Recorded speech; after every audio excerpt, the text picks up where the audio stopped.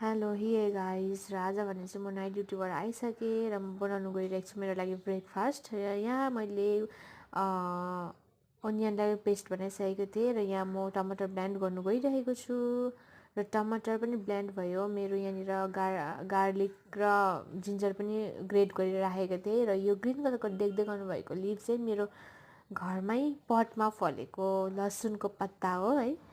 अनि यहाँ मैले कराई बसाइसकेको छु। यसमा चाहिँ मैले अब थोरै तेल हाल्नुपर्ने हुन्छ है। थोरै तेल हालिसकेँ। अन्त त्यसको बाद चाहिँ मैले चाहिँ त्यो अघि पेस्ट गरेको प्याजलाई सर्र हाल्दाखेरि चाहिँ एकदमै चटचटचटचट गरेर आयो। किनकि फर्स्टमा चाहिँ मैले यहाँनिर पड्काउने मसलाहरू हाल्नुपर्ने हुन्छ है, तर मेरोमा चाहिँ त्यो थिएन।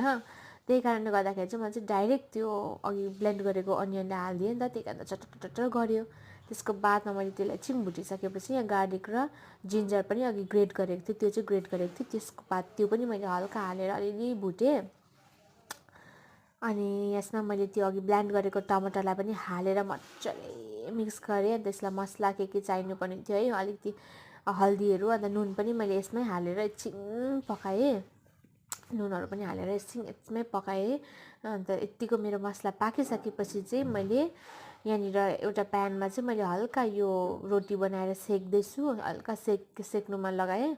अनि यहाँ मैले अब पानी सुपको लागि पानी एड गरिसकेपछि यतापट्टि मेरो रोटी पनि तातिसकेको थियो है। अलिकति भए पनि कडा भइसकेको थियो, किनकि मैले अघि मैदा र आँटा मिक्स गरेको कारणले गर्दाखेरि चाहिँ यो नटासियोस् भनेर चाहिँ मैले हल्का प्यानमा तताएर चाहिँ यो यसरी काट्नु सो इजी हुन्छ नि त।